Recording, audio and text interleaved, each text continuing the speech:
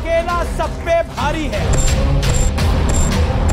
क्या आपको लगता है 24 की तैयारी है? भ्रष्टाचारियों की जिसने कब्र है खोदी, उस महान नेता का नाम है नरेंद्र मोदी। अरे जो भाजपा ये राजनीतिक लड़ाई नहीं लड़ पा रही, वो भेज दे रही है IT, ED, CBI का। राजकुमार भाटी जी ने कहा कि हमारी बहन बेटी के खिलाफ कुछ गलत हो रहा है तो पुलिस आएगी। बहन बेटी के साथ अगर गलत होता है तो पुलिस का इंतजार करेंगे क्या हम लोग? आपको पुलिस में विश्वास नहीं है? आप आपकी कॉमेडी नारायण काछड़ यही बता रहा हूँ, कॉमेडी भारत में सबसे बड़ा जोकर कौन है? हम सबको पता है। ताली कौन बजाता है?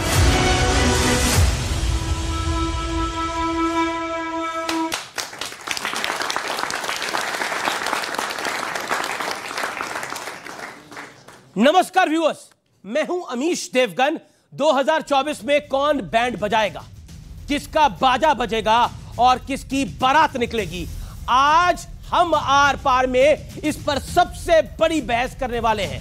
क्योंकि लाव लश्कर के साथ जब पटना में विपक्ष की बैठक हुई तो सवाल उठा कि महागठबंधन की बारात तो सज गई है, लेकिन दूल्हा कौन होगा? इसके बाद कांग्रेस ने कहा कि दूल्हे की चिंता छोड़िए, बारातियों के स्वागत की तैयारी करिए, क्योंकि 2024 में महागठबंधन की सरकार तय है। लेकिन बारात निकलने से एन पहले ही बारातियों में भागम भाग शुरू हो गई।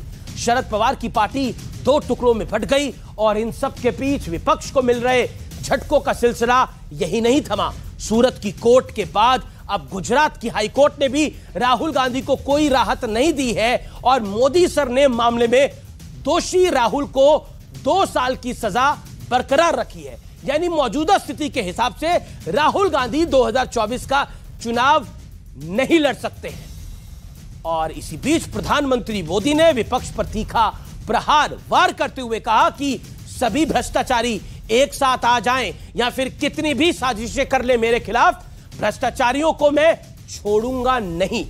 यानी क्योंकि उन्होंने यह भी कहा जो डर जाए वो मोदी नहीं। लेकिन सबसे बड़ा सवाल है, क्या एक के बाद एक झटकों के बीच क्या विपक्ष 2024 की मजबूत तैयारी कर पाएगा? आज इसी सवाल पर होगी देश की सबसे बड़ी बहस। आर पार में 2024 का बैंड बाजा और बारात।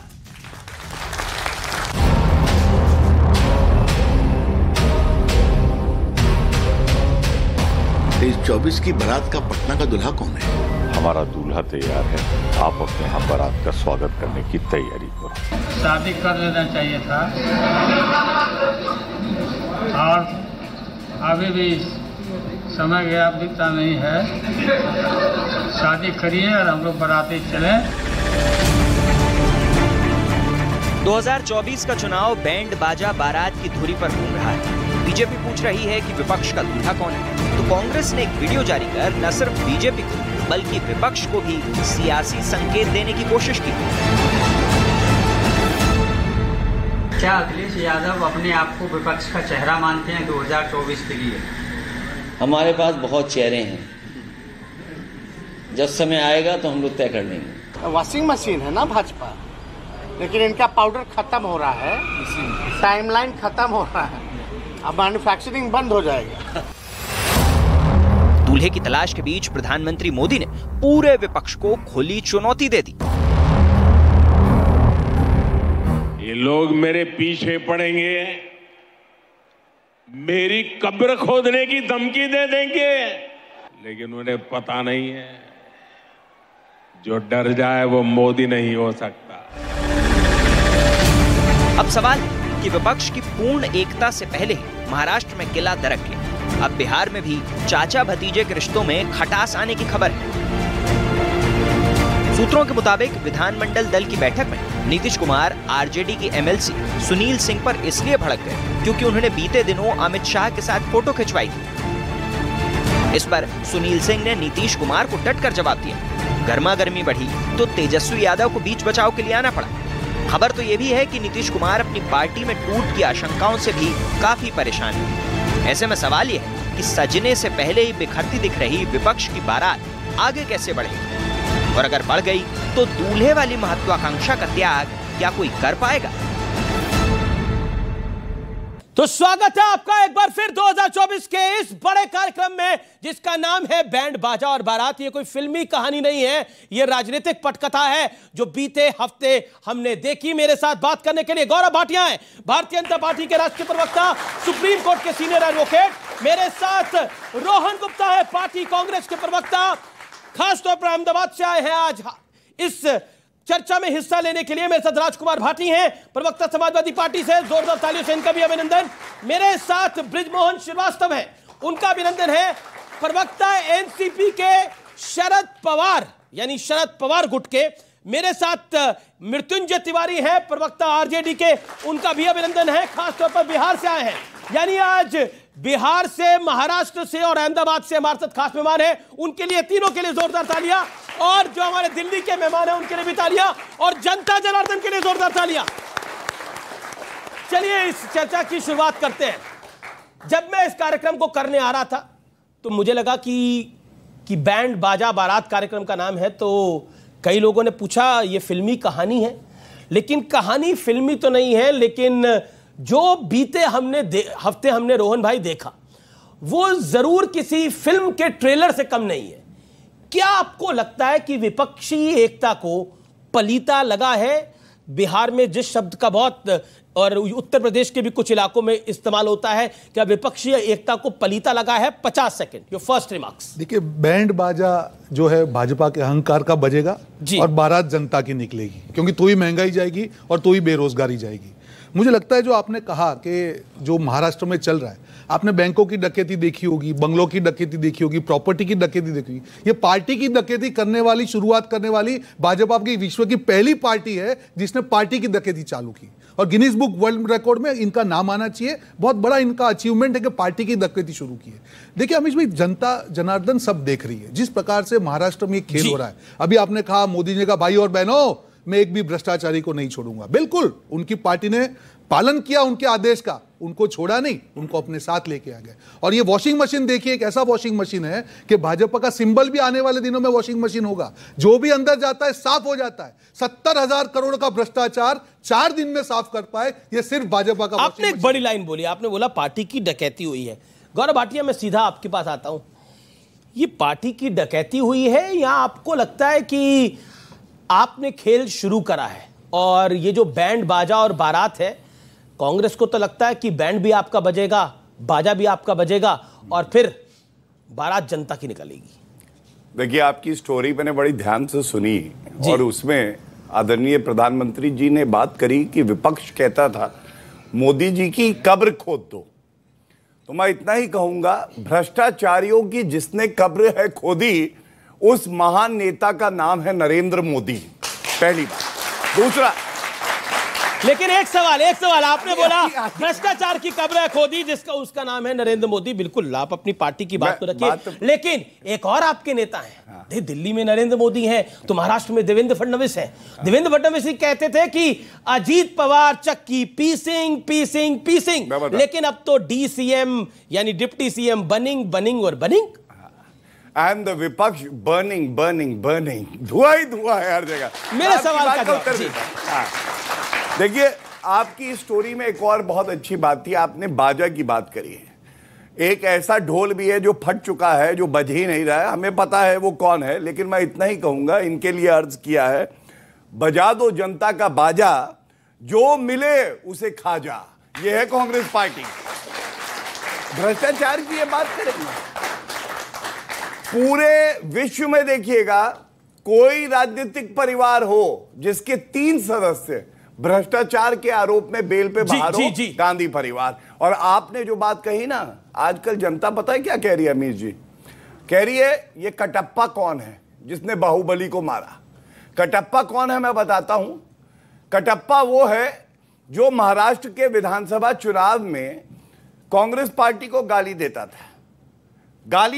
वो जो शरद पवार का गुट है, अब जो एनसीपी थी, हमारे साथ चुनाव लड़ा उद्धव ठाकरे ने, और उसके बाद 161 सीटें आई और बाहुबली देवेंद्र फडणवीस जी की पीठ पे यूं छोरा बोका और इसी तरह से जनता के भोका। तो कटप्पा कौन? कटप्पा वो बेटा है जो भूल गया कि बाला साहब ठाकरे हमारे लिए श्रद्धेय हैं, हिंदू हृदय सम्राट वो कहते थे दुकान बंद कर दूंगा, लेकिन कांग्रेस पार्टी के सामने झुकूंगा नहीं, और ये बदल गए, वो है कटप्पा। जी जी, लेकिन बार बार डकैती, बार बार कांग्रेस कह रही है डकैती, आप यानी शरद पवार का जो खेम है वो कह रहा है हमारे साथ डकैती हुई है, लेकिन क्या आपको लगता नहीं है डकैती तो आपने भी करी थी? जब एक सरकार को मैंडेट मिला, वो सरकार नहीं बनने दी और 3 दल साथ आ गए।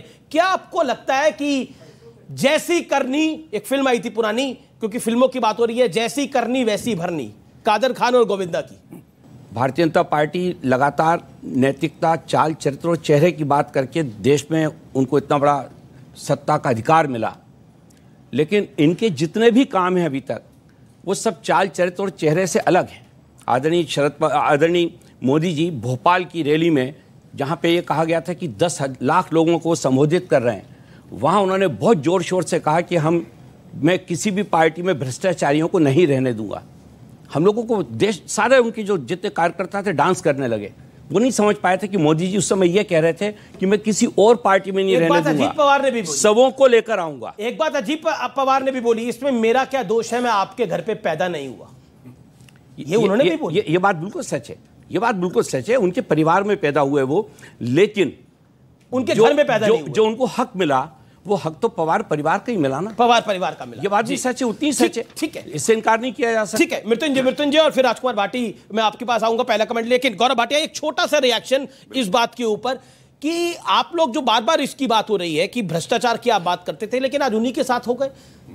देखिए, एक बात बिल्कुल स्पष्ट कर दूं, लालू प्रसाद यादव 4 बार दोष से धुए हैं न्यायालय में, मोदी जी की सरकार थी। हमने देखा अनिल देशमुख जो शरद पवार के आसपास घूम रहे थे, कार्रवाई किसने करी? गांधी परिवार, पी चिदम्बरम, किसके समय में कार्रवाई हुई? हमारे। और हमें यह समझना होगा कि अब सीबीआई, अमीर जी, पिंजरे का तोता नहीं है। सीबीआई, ईडी और पुलिस की जो जांच होती है यह निष्पक्ष होनी चाहिए। कौन किसके साथ आता है इससे क्या फर्क पड़ता है? अगर भ्रष्टाचार का लिप्त पाएंगे, साक्ष्य मिलेंगे, प्रमाण मिलेगा, तो वो चक्की पीसिंग जैसा भी आप कह रहे हैं। तो देवेंद्र फडणवीस ने बोला था ये बात, लेकिन आप मुझे सुना रहे हो। आपको देखिए, मैंने क्यों बोला आपको, मैंने एक विधिक फर्क समझाया जी।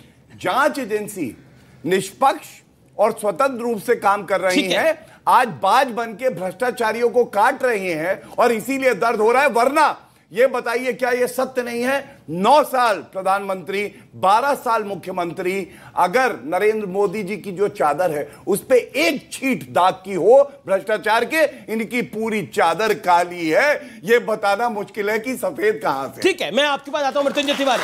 वो कह रहे पूरी चादर काली है, पूरी चादर काली है।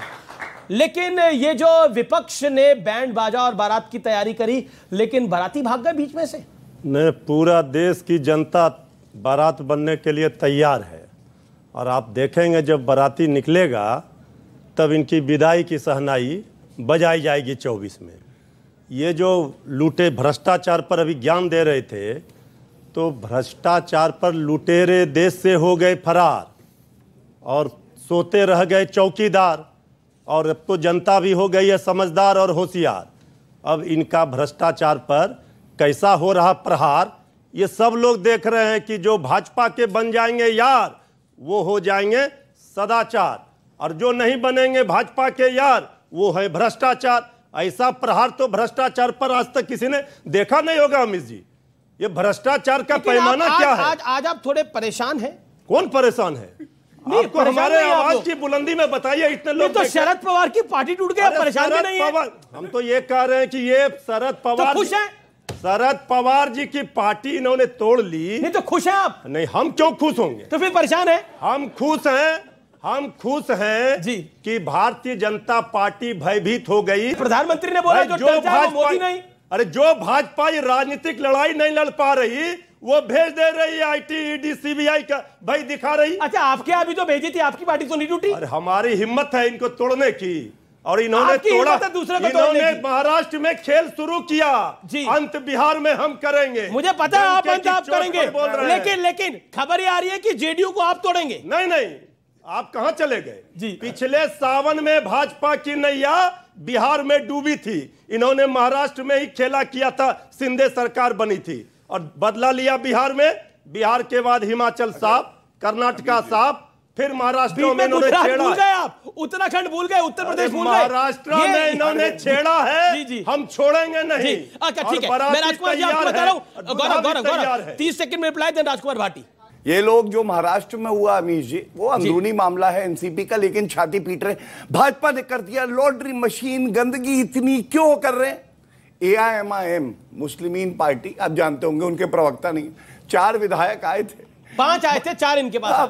भैया 4 विधायकों को अपनी पार्टी में ले लिया। सरकार में भैया हम विपक्ष में थे और पहली बार ऐसा हुआ ये ना कोई विधायक विपक्ष में मिला मंत्री नहीं बनाया था।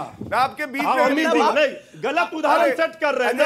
अच्छा एक बीमारी मोतियाबिंद की दवाई एक्जिमा की, ये नहीं चलेगा। अच्छा ठीक है। अरे मोतियाबिंद तो ठीक हो जाता है, जो मोदियाबिंद ने हो रखा है नफरत का, वो ठीक नहीं होगा। हर मोदी, हर मोदी, घर घर मोदी और महंगाई हर घर लाई। टमाटर 160 रुपया किलो। अरे आप क्यों बोल रहे हैं हर मोदी, घर घर मोदी? आप क्यों बोल रहे हैं? महंगाई हर घर लाई, बेरोजगारी हर घर लाई। अच्छा ये हम बोल रहे हैं। राजकुमार भाटी, CBI विपक्षी के घर। राजकुमार भाटी फिर 10 सेकंड। अच्छा है, उदाहरण आपको अच्छा लगेगा, जनता सुनना चाहती है। ऐसा कोई सगा नहीं जिसे मैंने ठगा नहीं, गांधी परिवार पे आते। राजस्थान में बसपा का समर्थन लिया, 6 विधायक थे, समर्थन दिया, अपनी पार्टी में मर्ज करा लिया। ये लोग छाती पीट रहे हैं। आप बताइए कि पूरी की पूरी पार्टी आ गई। ये अपने सहयोगी को तोड़ लिया। जेडीयू के 6 विधायक को साथ में थे, जेडीयू अरुणाचल में तोड़ लिया था बीजेपी। अरे आप उनके 20 विधायक तोड़ने के मूड में आ रहे हैं। आप उनके 20 विधायक तोड़ने के मूड में आ रहे हैं। आप ये उनके 15 विधायक तोड़ने के मूड में आ रहे हैं। नीतीश बाबू बोलेंगे आधे इधर जाओ, आधे उधर जाओ, बाकी मेरे पीछे आओ। पीछे कोई है नहीं, पीछे कोई होगा नहीं। ओके, लेकिन मुझे तो वो शोले फिल्म का डायलॉग याद आ रहा है। लेकिन देखिए कहानी फिल्मी हो रही है तो एक इसकी भी बात कर लेते हैं। एक फिल्म आई थी हम साथ साथ हैं, लेकिन एक वेब सीरीज भी आई है जिसको फैमिली नाम दिया गया है। तो क्या आपको लगता है कि परिवारवादी फैमिली रन पार्टीज के लिए एक स्ट्रांग मैसेज है जो अजीत दादा पवार ने महाराष्ट्र में करा है? उन्हें बोला क्योंकि मैं इनके घर में पैदा नहीं हुआ इसलिए मुझे कमान नहीं दी, जबकि मैं कॉम्पिटेंट था। तो उन्हें कमान इन्होंने दे दी, भारतीय जनता पार्टी ने।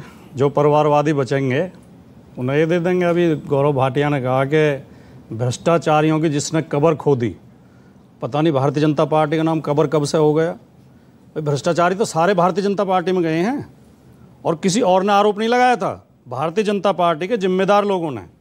और भारतीय जनता पार्टी की सरकार ने ईडी और CBI से जांच बैठाई थी, मुकदमे दर्ज करे थे। आप याद करो, और ये जनता को विशेष ध्यान देना चाहिए। भ्रष्टाचार के खिलाफ मुहिम चलाना अच्छी बात है, लेकिन भ्रष्टाचार के नाम पे, मुहिम चलाने के नाम पे देश को बर्बाद करना, देश की राजनीति को बर्बाद करना, देश के लोकतंत्र को खत्म करना और तानाशाही चलाना, वो कितना खतरनाक है, इसे आप आने वाले समय में देखोगे। परिवारवादी पार्टी जो डलहौजी ना कर पाया वो ये हुक्काम कर देंगे। कमीशन दो तो सारे देश को नीलाम कर देंगे।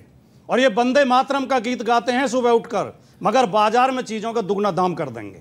बहुत बड़ी बात आप ये जो महंगाई बढ़ रही है और पब्लिक ताली भी पीट रही है। रोहन गुप्ता आ जाए, फिर उसके बाद मैं आ रहा हूं। दो लगाए, इतना बढ़िया आप सुना रहे हो तो जो माइक एक और लेके आ जाता हूं। जो कच्चे तेल के दाम घटते हुए भी पेट्रोल डीजल लगातार महंगे होते जा रहे हैं, गैस महंगी होती जा रही है, टमाटर 120 रुपए किलो बिक रहा है, ये पैसा कहां जा रहा है? ये भारतीय जनता पार्टी विधायक खरीदने में, पार्टियों को तोड़ने में लगा रही है इस पैसे। ठीक है, ये जनता का पैसा है। अच्छा, मैं सीधा इनका अपना पैसा नहीं। विधायक तो आपने भी तोड़े थे, बीएसपी पूरी की पूरी राजस्थान में शामिल कर ली थी आपने, रोहन गुप्ता, तो आप भी पैसे देके खरीद रहे थे या वहां पे हृदय परिवर्तन हो रहा था? देखिए, यहाँ पे काफी यंग साथी सब बैठे हुए हैं। मैं जब ये डिबेट होती है, एक सीरियस चीज हम सबको समझनी पड़ेगी। जब प्रधानमंत्री जी बोलते हैं, अच्छा बोलते हैं, अच्छे वक्ता है, जो युवा हैं उनसे जुड़ते हैं, उनकी बातें सुनते हैं। 15 अगस्त को प्रधानमंत्री जी ने पूरे देश के सामने कहा था कि मेरी जो मुहिम है भ्रष्टाचार और परिवारवाद के खिलाफ मेरी मुहिम एक चलेगी।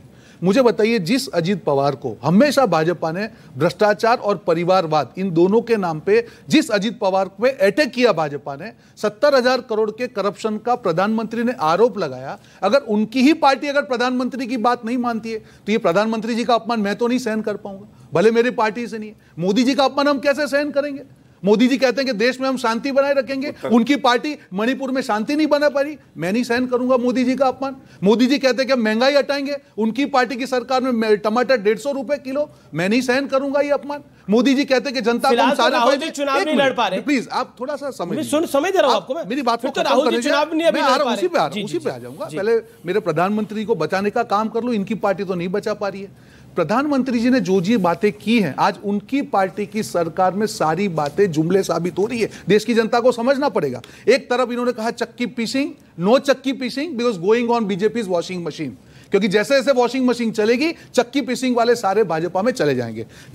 2 विकेट उखाड़ने हैं, एक एक करके उखाड़ते हैं। पहले समाजवादी पार्टी की बात करते हैं। अहंकार मत रखिए भाई, गूगली नो बॉल नहीं फेंके, ये पता हालत देख। एक आपकी बात को पेशेंट बेचारे हिट विकेट हुए जा रहे, हिट विकेट। पिच को खोदने वाले लोग हैं, ये क्रिकेट क्या खेल। ये लीजिए आगे चारा घोटाला वाले, कहीं चारा मिलेगा खाने के? इनके पास तो कोई चारा नहीं है। चलिए एक एक करके, इनके पास कोई चारा नहीं है। आप लोग अंपायर को उठा लेंगे, ये मैच थोड़ी खेलते तो अंपायर को उठा लेंगे, इनकी तो आदत है। वर्ल्ड कप की ट्रॉफी खुद ही अपने घर में छुपाने वाली जिन्होंने इमरजेंसी लगाई थी ना, वो इंदिरा गांधी ही थी। इसलिए हमें ना ज्ञान दे कि कैसे खेला जाता है मैच। आप में दम नहीं और फिर आप चिल्लाने लगते हैं भैया अंपायर मिल गया। अहंकार। 40 सेकंड सुनिए। हाँ देखिए, सबसे पहले समाजवादी पार्टी, आपने वंशवाद की बात करी और भ्रष्टाचार, ये क्या है मैं आपको बताता हूं। इन्होंने कहा कि ऐसा नहीं है कि जो है महंगाई बढ़ गई है हमारे टाइम। अरे भैया 200 रुपए की टोटी सरकारी बंगले से चुराई इसी पार्टी ने। आप बताइए ये जनता की सेवा करेंगे?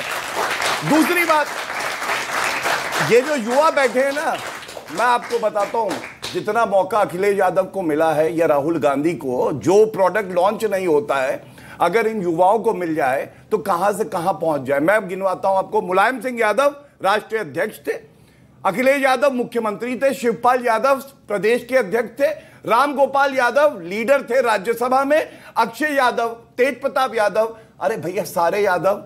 अगर कोई और परिवार का आता था तो दूसरे जो वरिष्ठ नेता थे उसको कहते थे सरक जाओ, तुम भैया बाद में आना। ये इज्जत होती थी। योग्यता की जगह कहां थी? योग्यता की जगह है तो भारतीय जनता पार्टी में है।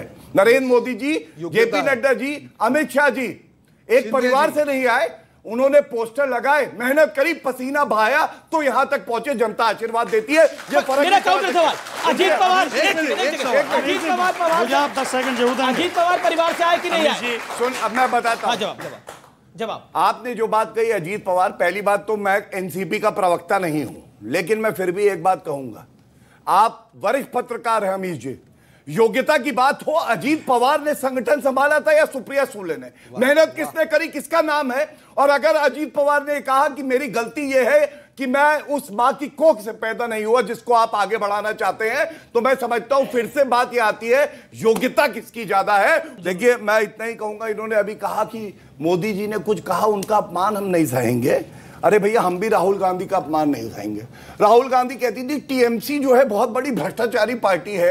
अरे भैया वो बिहार में महाठगबंधन की जो बैठक हुई, टीएमसी के साथ क्यों बैठे थे?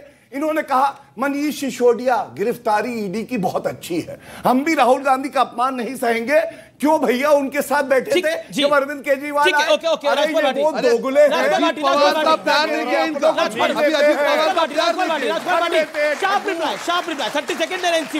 गौरव भाटिया ने 2 बातें मेरी पार्टी के बारे में बोली।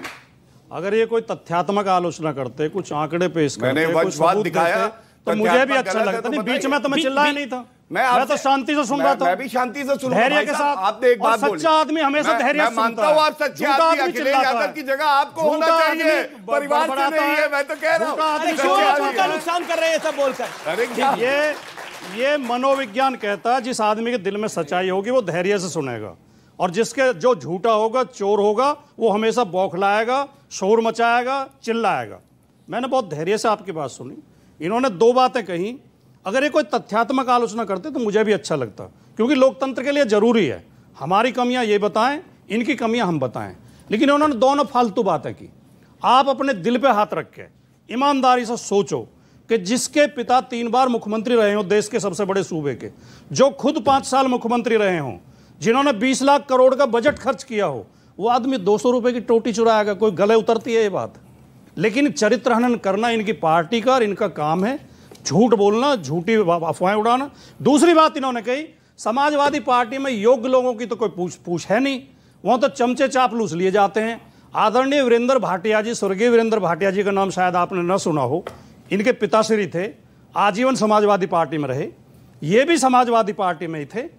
तो मैं उनके लिए तो स्वर्गीय और हमारे आदरणीय थे, कुछ नहीं कहूंगा, लेकिन इनसे ही पूछूंगा क्या चमचागिरी और चापलूसी करके ही समाजवादी पार्टी में गए थे या योग्यता के बल पे गए थे? तो इस तरह की अनलगर बातों का कोई अर्थ होता नहीं है। जो आरोप आपकी सरकार के ऊपर है, जो आप देश को बर्बाद कर रहे हैं, उसके जवाब दीजिए। आप दोनों झूठे आरोप लगाना, झूठी बातें करना, इसको कोई इस बात को फिर यही विराम देंगे। अब अपनी नहीं, विराम नहीं, देखिए व्यक्तिगत टिप्पणी पे मैं कुछ नहीं कहूंगा। अच्छा, व्यक्तिगत आप नहीं कर रहे थे जब 200 रुपए की टोटी चुरवा रहे थे, मैं तो आदर के साथ देखिए, अब आप ज्ञान दे रहे थे। अब ये मेरे नेता को जो बोलाया होगा वो चिल्लाता रहेगा। देखो इनके कुतर्क देखो, कुतर्क देखो।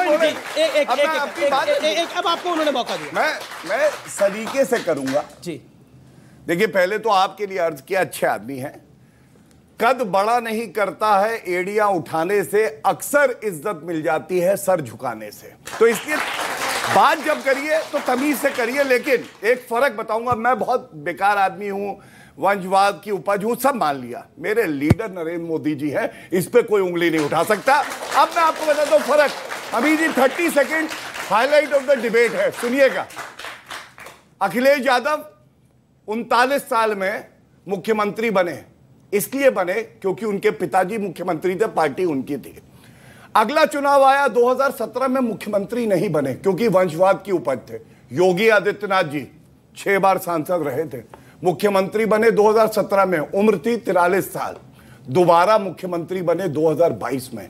गद्दी जो है ना वो दी जा सकती है, लेकिन गद्दी संभाल के रखने की भी योग्यता होनी चाहिए, जो इनमें नहीं है। अमीश जी, ठीक है, ये इंपॉर्टेंट पॉइंट है, ये इंपॉर्टेंट पॉइंट है, क्योंकि इसमें गद्दी संभालने की बात, गद्दी संभालने की बात कही। एक और हमारे साथ पार्टी है जहां पर भी वंशवादी, पहले लालू यादव, फिर राबड़ी यादव, फिर तेजस यादव, फिर तेजस्वी यादव, मीसा यादव, और भी कोई नाम होगा तो आप ऐड कर दीजिए, हो सकता है मुझे ध्यान में ना हो। लेकिन एक बात बताइए, ये वंशवादी एक दरख्त का हाल हुआ है शरद राव पवार की पार्टी का, क्या आपको लगता है कि अभी नहीं, आने वाले दिनों के अंदर काबिलियत के आधार पर तो काम करना ही पड़ेगा? देखिए, ऐसा है अमित जी, ये भ्रष्टाचार पर, परिवारवाद पर ये भाजपाइयों का रेडीमेड भाषण बहुत हो गया। हम 3 दशकों से देख रहे हैं, उसमें तो हम लोग स्टूडेंट थे, यही आरोप लगा रहे हैं। ये लोकतंत्र है ना, क्या अमित देवगन जी के बच्चे को मीडिया में नहीं आने का हक? बिल्कुल अधिकार है, लेकिन यही शो करने का अधिकार नहीं होगा, क्योंकि अगर उसमें काबिलियत होगी तो वो आए, अगर इनमें से किसी की काबिलियत होगी तो वो यहां खड़ा होगा। अमीश देवगन के बच्चे को भी वो अधिकार नहीं है। प्रॉब्लम ये होती है, आपने बहुत सही बात बोली, आई रिस्पेक्ट योर एग्जाम्पल। सुनिए सर, आपने आई रिस्पेक्ट योर एग्जाम्पल। मैं बताता हूं क्या होता है, जब मुख्यमंत्री का बेटा मुख्यमंत्री बने, प्रधानमंत्री का बेटा प्रधानमंत्री बने, अध्यक्ष का बेटा अध्यक्ष बने, परिवारवाद की बेला वो होती है अगर कोई जमीन पे काम करके, मृत्युंजय तिवारी अगर जमीन से ऊपर आता है और उसका बच्चा भी वैसे ही मेहनत करके आता है, उसे परिवारवाद नहीं कह सकते। सचिन तेंदुलकर क्रिकेटर था, उसके बेटे अर्जुन तेंदुलकर को भी ऐसी जगह मिले, वो परिवारवाद होता है। लेकिन अर्जुन तेंदुलकर मेहनत कर रहा है अपने पिता की तरह, तो फिर उसको हिस्सा मिलेगा, तो वो परिवारवाद नहीं होता। अगर होता है तो गलत है, चुन के अगर आता है तो गलत नहीं है। लोकतंत्र में कागज के इस पर साइन करके कोई नहीं दे देता है कि तेजस्वी यादव जी उप मुख्यमंत्री होगा। तेजस्वी यादव जी को जनता ने चुना है, 2 बार चुना, चुनाव जीत कर आए। अगर तेजस्वी यादव जी को विधायक दल ने अपना नेता चुना, डिप्टी सीएम है, तो फिर भारतीय जनता पार्टी जिन पारिवारवाद पार्टियों के साथ गठबंधन में थी, वो क्या थी? अकाली दल, रामविलास पासवान जी की पार्टी, सारे अकाली दल, सारे चौटाला, हम कर रहे हैं। तो सबसे सवाल उठाता हूं, व्यूअर्स आप देख रहे हैं इस समय न्यूज 18 इंडिया पर आर पार, और वक्त है एक ब्रेक का, लेकिन ब्रेक के उस पार ये चर्चा जारी रहेगी। आप देखते रहिए आर पार न्यूज 18 इंडिया पर। राजीव गांधी ने आप जवाब क्यों नहीं दे रहे? अरे आप वापस चले गए कहीं से? गलत स्पेसिफिक जवाब मांग रहा हूं। आपका एमपी है, आप दिल्ली का एमपी है, आप बोलिए। राजकुमार भाटी जी ने कहा कि हमारी बहन बेटी के खिलाफ कुछ गलत हो रहा है तो पुलिस आएगी, बहन बेटी के साथ अगर गलत होता है तो पुलिस का इंतजार करेंगे क्या हम लोग? आपका पुलिस में विश्वास नहीं है? वही ऑर्डिनेंस है जो राहुल जी ने फाड़ा था। ये कहां है? वही ऑर्डिनेंस है जो राहुल जी ने फाड़ा था, जिसमें लालू यादव, जिसमें इनसे पूछ के देखिए, इस व्यक्ति को देखिए, लालू यादव के लिए ऑर्डिनेंस फाड़ा था। और वही ऑर्डिनेंस भारी पड़ गया। ये विधि का विधान था।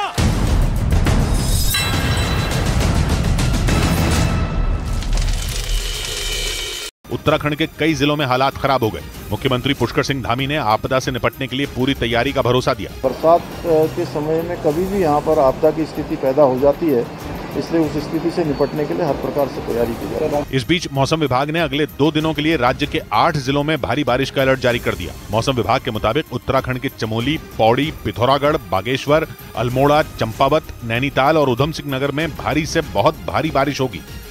हिमाचल प्रदेश के रामगढ़ से देहरादून जा रही एक बस पानी के तेज बहाव में फंस गई, जिसके बाद उस बस में सवार सभी यात्री बुरी तरह से घबराए हुए नजर आए और लोग अपनी जान बचाने के लिए बस की खिड़की से ही उसकी छत पर चढ़ते दिखे, क्योंकि यात्रियों से भरी बस जैसे ही पानी के बीच फंसी तो उसमें सवार लोगों में अफरा तफरी मच गई। बस में सवार लोग आनन फानन में अपनी जान बचाने की कोशिश करते दिखे और उस बस की खिड़कियों से छत पर सामान लेकर चढ़ने लगे। उसके बाद एक एक कर सभी यात्री पहले अपना सामान फेंकते दिखे, फिर पानी के तेज बहाव के बीच छलांग लगाते नजर आए। बताया गया कि बस हिमाचल प्रदेश के रामगढ़ से देहरादून जा रही थी, लेकिन देहरादून पहुंचने से पहले ही हादसे का शिकार हो गई, जिसका वीडियो सोशल मीडिया पर वायरल हो गया। उधर हिमाचल प्रदेश के लाहौल में तेलिंग नाला और पागल नाला के बीच फंसे 140 लोगों का रेस्क्यू कर लिया गया, जिन्हें सुरक्षित जगहों पर पहुंचा दिया गया। बताया गया कि राहत बचाव में जिला प्रशासन, पुलिस, अग्निशमन विभाग और वहां के लोगों ने मदद की। सभी लोगों को सुरक्षित बचाया गया, जिनमें से 100 लोगों को होटल में ठहराया गया और उनके खाने पीने का इंतजाम भी प्रशासन की तरफ से किया गया, जबकि 40 लोगों को उसी जगह पर रहने का इंतजाम किया गया। पुलिस मौके पर इन लोगों का ब्यौरा जुटा रही है। वहीं अधिकारियों के मुताबिक चंदताल इलाके में 300 लोग फंसे हुए हैं, जिन्हें आज मौसम साफ होते ही रेस्क्यू किया जाएगा। इनमें 75 महिलाएं भी शामिल हैं। इनमें अमेरिकी नागरिक समेत 3 विदेशी नागरिक भी शामिल हैं। जम्मू कश्मीर के कठुआ जिले में आई बाढ़ की वजह से कई लोग अलग अलग इलाकों में फंस गए, जिन्हें बचाने के लिए प्रशासन की तरफ से रेस्क्यू ऑपरेशन चलाया गया और उनमें 50 से ज्यादा लोगों को सुरक्षित बचा लिया गया, क्योंकि वहां भारी बारिश के बीच नदी और नाले उफान पर आ गए, जिनकी वजह से कठुआ में रामबाग और उसके आसपास के गांव बाढ़ की चपेट में आ गए। बाढ़ के बीच वहां 50 से ज्यादा लोग अलग अलग इलाकों में फंस गए, जिन्हें बचाने के लिए एसडीआरएफ और पुलिस की टीमों ने रेस्क्यू ऑपरेशन चलाया। कठुआ से रेस्क्यू की जो तस्वीरें सामने आई, उनमें बचाव कर्मी उफनते नाले को नाव के जरिए पार करके वहाँ बाढ़ वाले इलाकों में फंसे लोगों को निकालते नजर आए। जो गाँव है सारे, इनमें पानी आ गया और पानी का बहाव काफी तेज है। वहां बाढ़ के बीच लोगों के फंसे रहने की आशंका बनी रही, जिन्हें ढूंढने के लिए बचाव कर्मी ड्रोन का इस्तेमाल करते नजर आए। हरियाणा के अंबाला में लगातार बारिश की वजह से हालात बिगड़ चुके हैं। वहां से सैलाब की डरावनी तस्वीर सामने आई है, जिसे देखकर इस बात का अंदाजा लगाया जा सकता है कि भारी बारिश के बाद नदियों के बेकाबू होने से पूरा शहर जलदुर्ग में तब्दील हो गया है और अंबाला से बाहर जाने और आने वाले सभी रास्ते बंद हो गए। अंबाला की 2 नदियां घग्गर और टांगरी ओवरफ्लो हो गई, जिससे शहर समेत कई गांव इसकी चपेट में आ गए, जिसकी वजह से दिल्ली और पंजाब की तरफ जाने वाली नेशनल हाईवे पर ट्रैफिक रोक दिया गया। अंबाला कैंट रेलवे स्टेशन से लेकर शंभू बॉर्डर तक जाम लग गया। जिला प्रशासन ने हालात से निपटने के लिए एनडीआरएफ की टीम को बुलाने का आदेश दे दिया। उधर अमेरिका के न्यूयॉर्क में लगातार हो रही भारी बारिश की वजह से लोगों की मुसीबत बढ़ चुकी है। वहां बारिश के बाद सड़कों पर सैलाब नजर आया, जिसका हैरान कर देने वाला एक वीडियो भी सामने आया, जिसमें चारों तरफ सिर्फ पानी ही पानी नजर आया। वहां लगातार हुई मूसलाधार बारिश ने ऐसी तबाही मचाई कि सैलाब ने पूरे इलाके में अपना कब्जा जमा लिया, जबकि सड़कों पर भी पानी की तेज धार बहती हुई नजर आई और रिहायशी इलाके में उफनती लहरें दहशत पैदा करती दिखाई दी। न्यूयॉर्क में सैलाब ने एक महिला की जान ले ली। वहाँ कुदरत के कहर का एक वीडियो भी सोशल मीडिया पर वायरल हो गया, जिसमें भारी बारिश के बाद वेस्ट पॉइंट में सड़कें डूबी नजर आई और घर के पास से बाढ़ का पानी तेज रफ्तार में बहता दिखा। कश्मीर के उधमपुर से हैरान कर देने वाला एक वीडियो सामने आया। वहां नदी पर बना एक पुल पानी के तेज बहाव की वजह से बह गया, जिसके बाद लोगों में खौफ भर गया, क्योंकि लोग देखते ही रह गए और पुल पानी के साथ बहता चला गया। वहां बीते 4 दिनों से तेज बारिश हो रही है, जिसका नतीजा ये हुआ कि नदी का जलस्तर बढ़ गया और पानी का बहाव तेज होने के कारण आधा पुल कागज की किसी कश्ती की तरह बह गया। वहीं इस पुल के बह जाने के बाद वहां से लोगों का आना जाना बंद हो गया और इन हालात में कई गांवों का एक दूसरे से संपर्क टूट गया। ऐसे में जो जहां था वहीं फंस गया। जम्मू कश्मीर के कठुआ में 2 दिनों से लगातार जारी मूसलाधार बारिश की वजह से सड़कों पर सैलाब आ गया, जिसके बाद वहां जम्मू पठानकोट नेशनल हाईवे भी पानी में डूब गया, जिसकी वजह से उस पर आने जाने वाले लोगों की मुसीबतें बढ़ गई। कठुआ से जो तस्वीरें सामने आई, उनमें जम्मू पठानकोट नेशनल हाईवे पानी में पूरी तरह डूबा नजर आया। इस दौरान हाईवे का डिवाइडर भी पानी में डूबा हुआ दिखाई दिया। वहां से गुजर रही बड़ी बड़ी गाड़ियों के पहिए भी पानी में डूबे हुए दिखाई दिए। इतना ही नहीं, बारिश का पानी कुछ कारों के बोनेट तक जा पहुंचा। इस बीच तालाब में तब्दील हुए जम्मू पठानकोट नेशनल हाईवे पर कई गाड़ियां फंस गईं, जिसके बाद कुछ लोग उन्हें धक्का लगाते नजर आए। उधर महाराष्ट्र के जलगांव जिले में मौजूद भुसावल में बड़ा हादसा टल गया। वहां भारी बारिश में रेलवे ट्रैक क्षतिग्रस्त हो गया, लेकिन वक्त रहते 2 लड़कों की सूझबूझ की वजह से ट्रेनों को समय रहते रोक दिया गया, जिसकी वजह से बड़ा रेल हादसा टल गया। क्योंकि भुसावल डिवीजन में भारी बारिश के चलते रेलवे ट्रैक को काफी नुकसान पहुंचा, जिसकी जानकारी रेलवे को नहीं थी, लेकिन वक्त रहते 2 लड़कों की नजर पड़ी। उन्होंने इसकी जानकारी रेलवे के अधिकारियों को दी। खबर फैलते ही मौके पर लोगों की भीड़ जमा हो गई। उस जगह पर कुछ देर तक अफरा तफरी का माहौल बना रहा। इस दौरान कुछ लोग रेलवे ट्रैक से तेज रफ्तार में बह रहे पानी का वीडियो बनाते भी दिखाई दिए। तेज बहाव में रेलवे ट्रैक को नुकसान पहुंचने की वजह से उस रूट पर ट्रेनों की आवाजाही पूरी तरह से ठप रही, लेकिन 2 लड़कों की सूझबूझ की वजह से बड़ा रेल हादसा टल गया। राजधानी दिल्ली से दिल दहला देने वाला एक वीडियो सामने आया है, जिसमें जलभराव के बीच 2 स्कूटी सवार नाले में समा गए। वायरल वीडियो रोहिणी सेक्टर 21 का बताया जा रहा है, जहां रास्ते से गुजर रहे 2 स्कूटी सवार देखते ही देखते सड़क किनारे खुले मेन हॉल में गिर गए। मौके पर मौजूद लोगों ने दोनों स्कूटी सवार को वक्त रहते मेन हॉल से बाहर निकाला। स्थानीय लोगों का आरोप है कि आसपास के सभी कच्ची कॉलोनियों का पानी सड़क पर आकर जमा हो जाता है। बारिश के सीजन के अलावा भी यहाँ जलभराव की स्थिति बनी रहती है। हिमाचल प्रदेश के सोलन में आई बाढ़ बारिश ने तबाही मचा दी, जहां से दिल दहला देने वाला एक वीडियो सामने आया, जिसमें कार और मोटरसाइकिल पानी के तेज बहाव में तिनके की तरह बहते नजर आए। क्योंकि लगातार हो रही बारिश की वजह से सोलन में बाढ़ जैसे हालात बन गए और वहां से जो तस्वीरें सामने आई उनमें कार और मोटरसाइकिल पानी के तेज बहाव में तिनके की तरह तैरती दिखी। इतना ही नहीं, पानी के तेज बहाव में एक सामान ले जाने वाला ट्रक भी बहता नजर आया, क्योंकि पानी का बहाव इतना तेज था कि वहां पार्किंग में खड़ी भारी भरकम गाड़ियों को जिस दिशा में चाहे बहा कर ले जाता दिखा। सोलन जिले से ही पहाड़ खिसकने की एक खौफनाक तस्वीरें सामने आई, जिसमें हाईवे पर अचानक से पहाड़ का मलबा गिरता नजर आया। इस दौरान वहां से गुजर रही कुछ गाड़ियां मलबे की चपेट में आने से बाल बाल बच गई। लेकिन वहां से जो तस्वीर आई उसे देखकर लोगों की सांसें अटक गईं और पहाड़ से गिरते मलबे को देखकर लोग दहशत में आ गए, क्योंकि नेशनल हाईवे पर जमीन खिसकने से पहाड़ का मलबा भरभरा कर नीचे गिरता दिखा। इस बीच वहां हाईवे से कुछ गाड़ियां गुजर रही थी, लेकिन हाईवे पर मलबा गिरते देखकर वो लोग वहीं ठहर गए। पहले मलबा धीरे धीरे गिरता रहा, फिर कुछ ही सेकंड बाद अचानक पहाड़ का भारी भरकम हिस्सा पेड़ों को उखाड़ते हुए हाईवे पर आ गिरा। इस दौरान वहां कई गाड़ियां मलबे की चपेट में आने से बाल बाल बच गईं। और वहीं हरिद्वार के लक्सर में एक बड़ा मगरमच्छ बारिश के पानी में तैरकर रिहायशी इलाके में घुस गया, जिसे देखकर हर किसी के होश फाख्ता हो गए। वायरल वीडियो में सड़क में भरे हुए पानी में मगरमच्छ छटपटाता हुआ नजर आया और इलाके में अफरा तफरी का माहौल है। वीडियो लक्सर इलाके के मलकपुर गांव का बताया जा रहा है। वीडियो में दिख रहा मगरमच्छ इतना बड़ा है जिसे देखकर किसी के भी रोंगटे खड़े हो सकते हैं।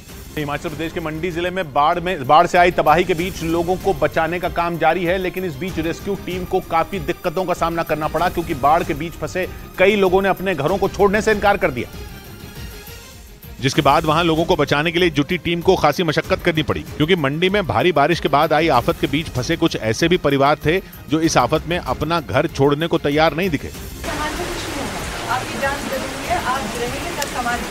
हालांकि रेस्क्यू टीम को जहां भी खतरा दिखा वहां से लोगों को समझा बुझाकर सुरक्षित निकालने की कोशिश करती दिखाई दी। जहां पर लोगों को खतरा है वहां से लोगों को हमने इवैक्यूएट किया। मंडी में भीषण बारिश के बाद चारों तरफ तबाही का मंजर नजर आया और ब्यास नदी में आई बाढ़ ने शहर के कई इलाकों को अपनी चपेट में ले लिया। हिमाचल प्रदेश के सोलन में तेज लहरों ने तांडव मचा दिया। बारिश के बाद उफान पर आई नदी का पानी अपने साथ पुल का एक हिस्सा बहा ले गया, जिसके बाद सोलन से बद्दी जाने वाला रास्ता बंद हो गया, क्योंकि नदी की तेज धार में पुल का करीब 20 मीटर का हिस्सा बह गया, जिसके बाद नदी का मटमैला पानी वहां से तेजी से बहने लगा। हालांकि गनीमत यह रही कि जिस वक्त पुल का यह हिस्सा नदी में समाया उस वक्त पुल के ऊपर कोई मौजूद नहीं था, वरना बड़ा हादसा हो सकता था। पुल का हिस्सा टूटने के बाद शहर से लोगों का संपर्क टूट गया। उधर प्रशासन ने पुल के आसपास रहने वाले लोगों से सुरक्षित जगह जाने की अपील की, क्योंकि पुल का दूसरा हिस्सा भी कमजोर पड़ गया और आशंका जताई जा रही है कि वो कभी भी टूट सकता है। और वहीं हिमाचल प्रदेश के कुल्लू में ब्यास नदी खूब तबाही मचा रही है। ब्यास नदी का पानी बढ़ने से बाढ़ जैसे हालात बने हुए हैं। प्रदेश में ब्यास नदी और अन्य नदियां उफान पर हैं। सैलाब के जोर में कहीं पुल ढह गए तो कहीं कारें और ट्रक बह गए। नदी की तेज धार में ट्रक तिनके की तरह बह गया और भूस्खलन की कई ऐसी तस्वीरें सामने आई हैं। बारिश के कारण कई जगह सड़कें धंस गईं, कई मकान तबाह हो गए। हिमाचल प्रदेश के 7 जिलों में बारिश का रेड अलर्ट जारी है। राज्य में कई जगह भूस्खलन की खबरें हैं। मंडी, शिमला, चंबा में हाईवे जैम है। हिमाचल प्रदेश के मंडी में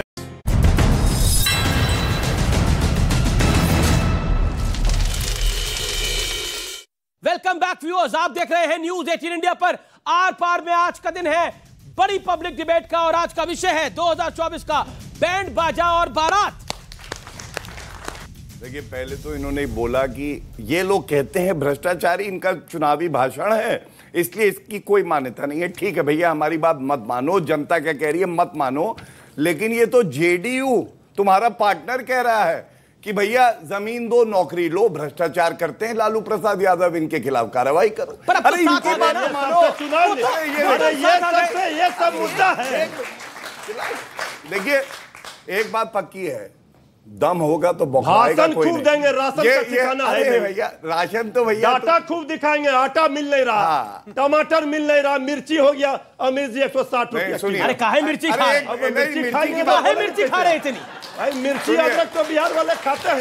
थोड़ा ममता जी आई थी, अरे सुनिए ना, हमें बिहारी इतना अच्छा तो आता नहीं है, ममता जी आई थी, थोड़ा रसगुल्ला खाते, रसगुल्ला जनता को खिलाएंगे, हम नॉन रोटी मिर्ची खाएंगे। सुनिए लेकिन भाजपा मलाई खाएगी, वो कह रहे हैं हम दूध रोटी और मिर्ची खाएंगे, रसगुल्ला जनता को खिलाएंगे। देश को ही खा लेंगे। अच्छा जवाब है। डाटा देते हैं, आटा नहीं, तो याद आ गया जो पाकिस्तान कभी कहता था कि हमें कश्मीर चाहिए, वह आटा नहीं है, ये है मोदी जी की ताकत। अरे आटा में पाकिस्तान चाहिए, आटा में पाकिस्तान पब्लिक के भी सवाल आएंगे। अमीर ये तरीका ठीक है, मैं अपनी बात बोलूंगा।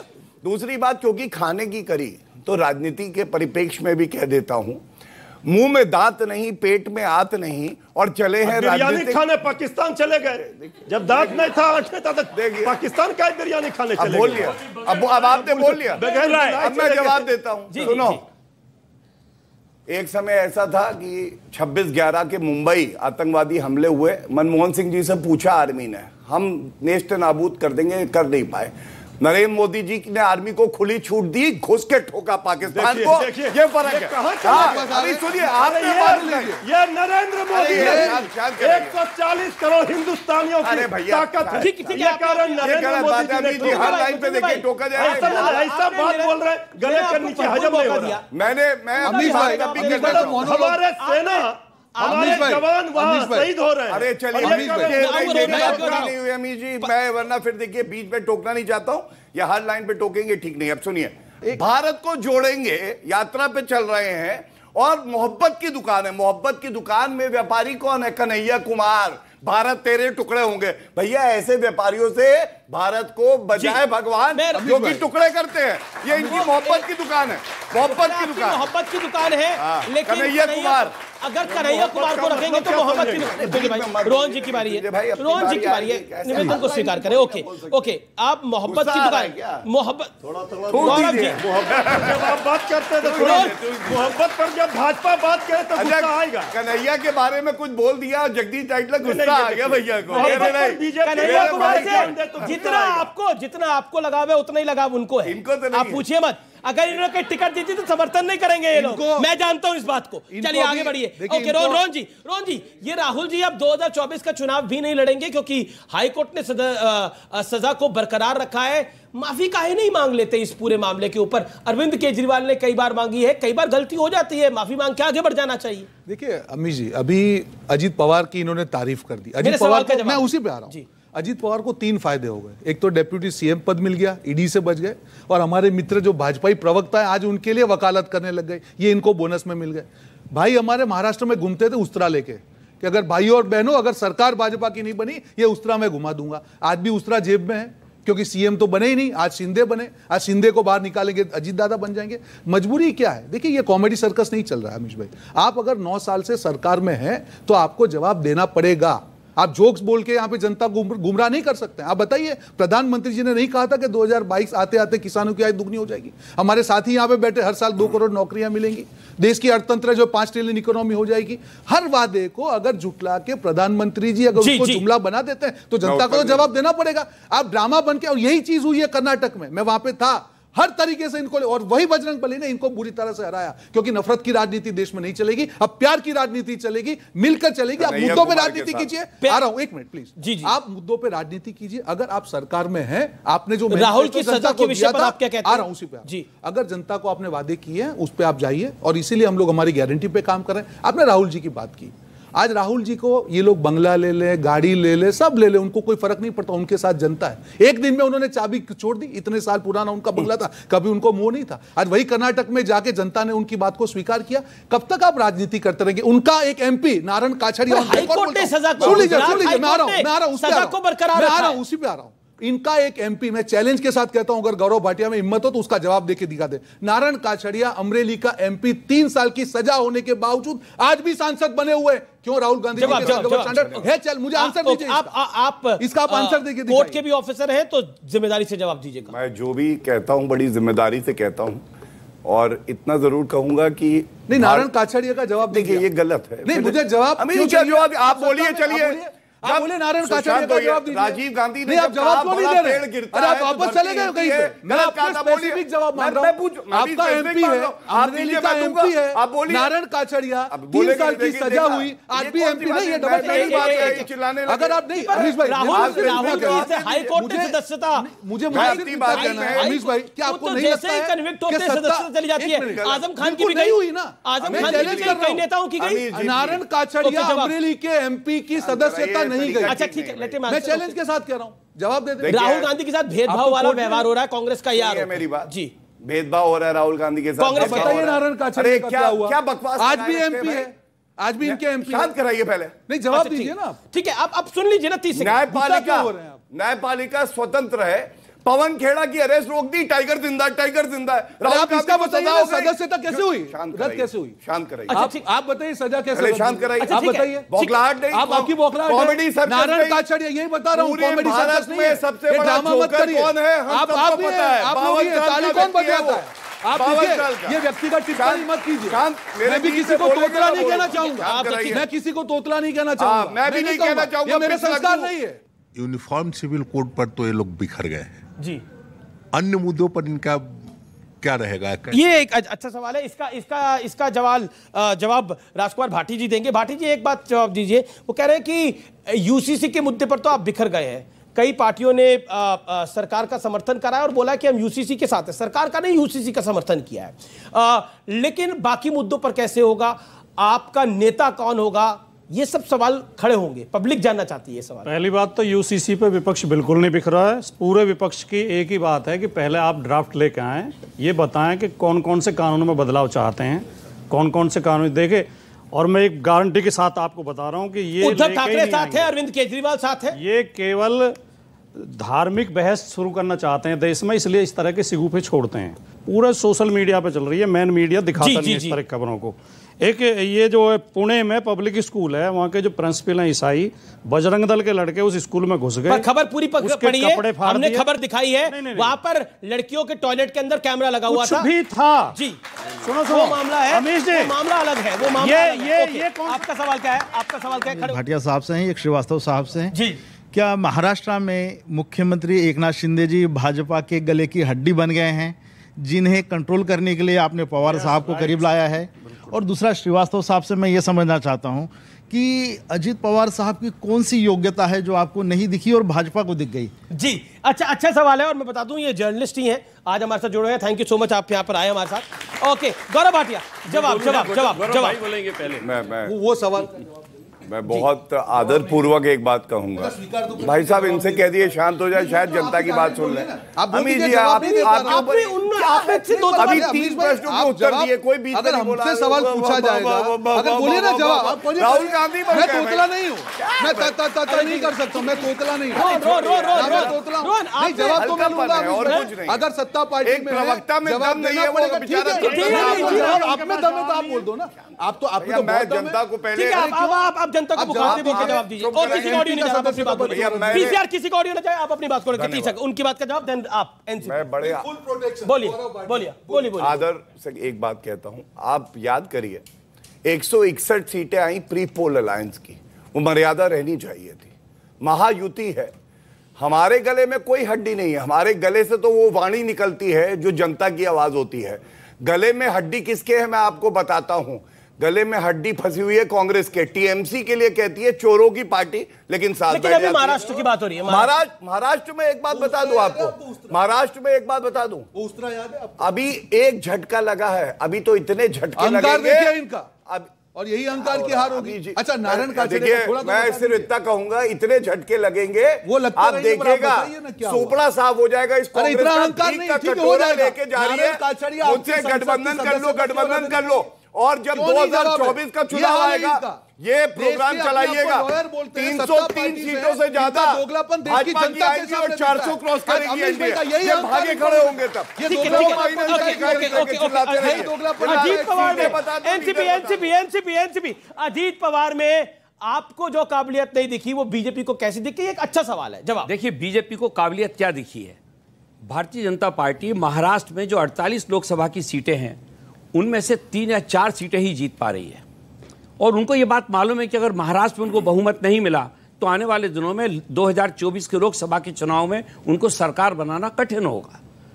ये उनको ऐसा लगा कि आदरणीय अजीत पवार साहब, डैमेज कंट्रोल करना तो समझदारी है, बेवकूफी तो नहीं है। तो क्या देखा, वही तो मैं बता रहा हूं कि आदरणीय अजीत पवार के बारे में उनकी राय यह है कि अगर अजीत पवार साहब बीजेपी के साथ काम करेंगे तो शायद वहां पर हम लोग चुनाव जीत के आ सकेंगे। लेकिन मैं बात बताना चाहता हूं कि अभी तो 3-4 सीटें जीतने की भी संभावना थी, लेकिन उनके इस करने के बाद अब महाराष्ट्र की 48 सीटों में भारतीय जनता पार्टी हारेगी। ये मैं आज आपके चैनल पर बोल रहा हूं अमित जी। अच्छा, और आपको लगता है जो आपके विधायक गए हैं और सांसद जो गए हैं वो हारने के लिए गए हैं वहां पर? निश्चित रूप से, सारे के सारे निश्चित रूप से, क्योंकि वहां की जो जनता है वो इन बातों को नापसंद कर रही है। महाराष्ट्र की जनता ने जब इसके पहले शिवसेना को तोड़ा था बीजेपी ने, तब भी लोगों ने रैलियां निकाल कर इतना प्रचार उसका हुआ था। अभी मैं बताऊं, लेकिन अब तो शिवसेना और मतलब उद्धव ठाकरे और शरद पवार की स्थिति एक ही हो गई ना।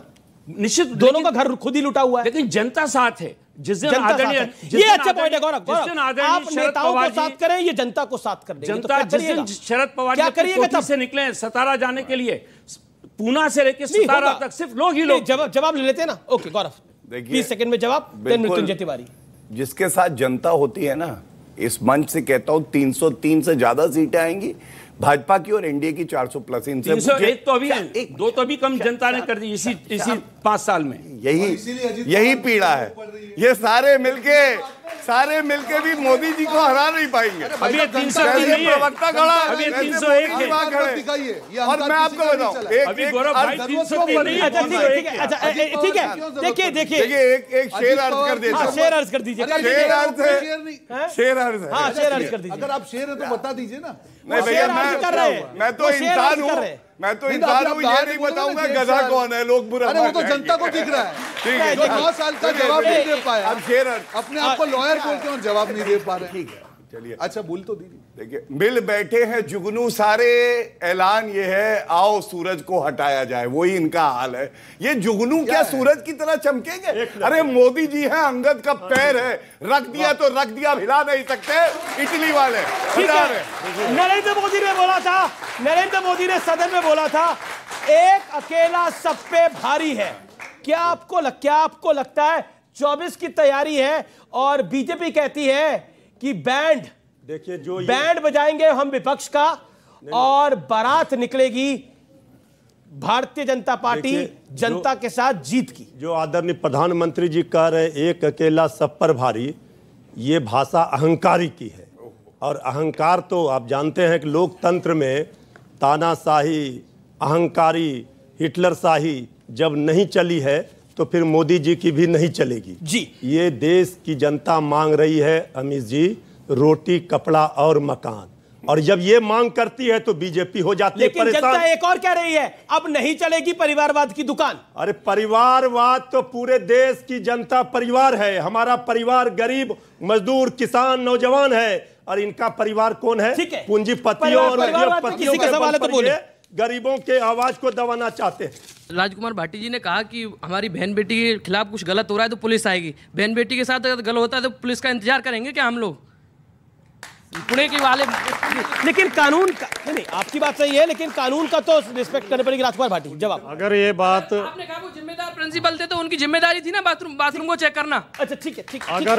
अगर ये बात किसी और ने कही होती, किसी और ने, तो ये उसे देशद्रोही ठहरा देते। जिस व्यक्ति को इस देश के कानून पर विश्वास नहीं है, पुलिस और फौज पर विश्वास नहीं है, वो इस देश का सच्चा नागरिक नहीं है, वो देशद्रोही है।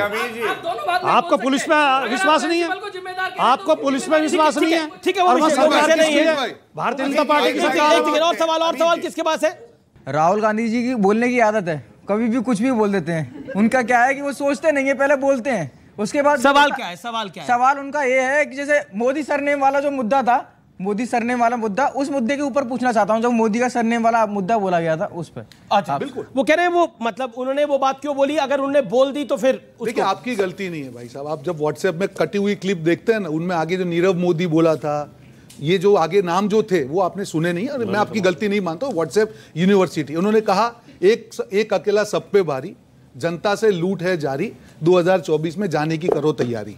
ये जनता की आवाज है, जनता के मुद्दे पे राजनीति करनी होगी। देखिए गौरव भाई है, एक प्रवक्ता है, मैंने एक सवाल उनको पूछा, आप 9 साल से सत्ता में हैं, आप राहुल गांधी जी की सदस्यता रद्द करते हैं, ठीक है, आपने कहा लॉ अपना काम करेगा, वही लॉ आपके एमपी के अगर आप नहीं करते हो तो आपको जनता को जवाब देना पड़ेगा। एक मिनट अमित जी, आप डिस्टर्ब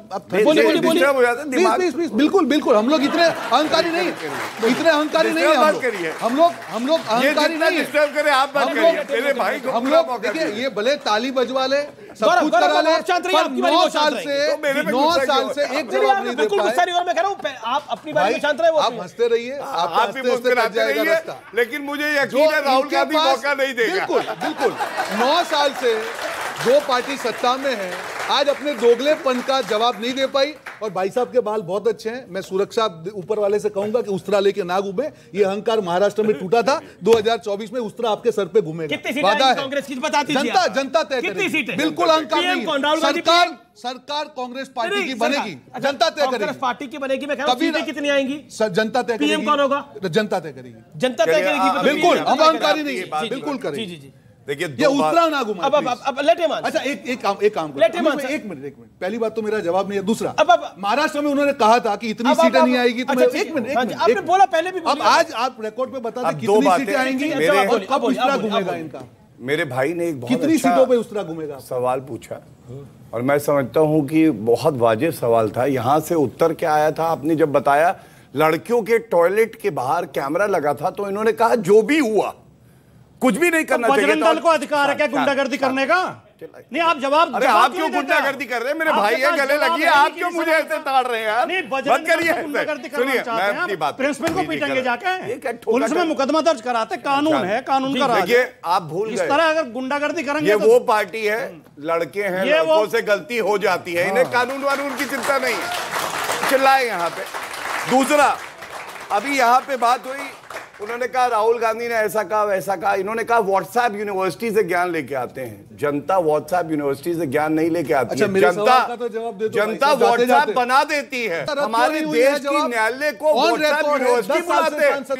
हाई कोर्ट ने फैसला दिया, ये किसी व्हाट्सएप का तो फैसला नहीं है, हाई कोर्ट का। आपने उस कौन का लड़का था जिससे सवाल पूछा था, आपने इनको बोल दिया कि इनका जो ज्ञान है ये व्हाट्सएप यूनिवर्सिटी का है। हाई कोर्ट ने जो फैसला दिया वो व्हाट्सएप यूनिवर्सिटी का है। देखिए ये लॉयर हैं तो भी इनका ये हाल है, कहां से कहां बात को जोड़। मैंने क्या कहा कि राहुल गांधी, उन्होंने राहुल गांधी जी की स्पीच का कहा, मैंने ये कहा अगर पूरी स्पीच आप देखते हैं, उन्होंने नीरव मोदी की बात की और ऐसे मोदी बात जो देश के छोड़ के चले। पहली बात। दूसरी बात, आज इतने लॉयर हैं, आज इनको ये नहीं मालूम है आज सदस्यता रद्द कौन करता है, सदस्यता कौन रद्द करता है? सरकार रद्द करती है। आज राहुल गांधी जी की अगर सदस्यता रद्द होती है तो इनके सांसद की रद्द क्यों नहीं होती? पर कोर्ट में गए ना, सदस्यता सरकार रद्द करती है। अमीश भाई आपको अपना नॉलेज, आप तो कोर्ट में गए ना सर, कोर्ट में तो गए आप, कोर्ट में राहत नहीं मिली ना, कोर्ट ने बोला माफी मांग लेते, राहुल जी माफी मांग लेते, बात सदस्यता रद्द करने की है। ठीक है, आप नहीं समझ रहे। सुनिए एक और बात, सदस्यता रद्द तो ये वही ऑर्डिनेंस है जो राहुल जी ने फाड़ा था, ये वही ऑर्डिनेंस है जो राहुल जी ने फाड़ा था, जिसमें लालू यादव, जिसमें इनसे पूछ के देखिए, इस व्यक्ति को देखिए, लालू यादव के लिए ऑर्डिनेंस फाड़ा था और वही ऑर्डिनेंस भारी पड़ गया। ये विधि का विधान था, ये विधि का विधान था। नारायण काछड़िया में अप्लाई क्यों नहीं हुआ?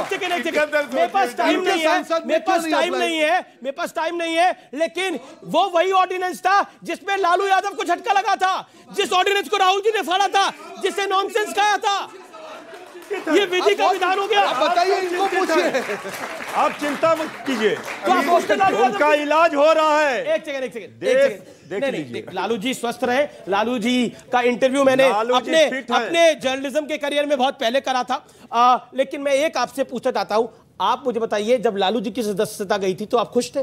देखिए एक बात अमित जी, सवाल का आप ये सवाल क्यों कर रहे हैं? हमें भी पता है, जनता को भी पता है, गरीबों की आवाज कोई मना नहीं कर रहा कि लालू यादव जो है वो गरीबों की बीजेपी कोई कुछ भी कहे, लेकिन ये जनता जो है वो हमें इतना प्यार देती है और आर पार को अपार प्रेम देती है।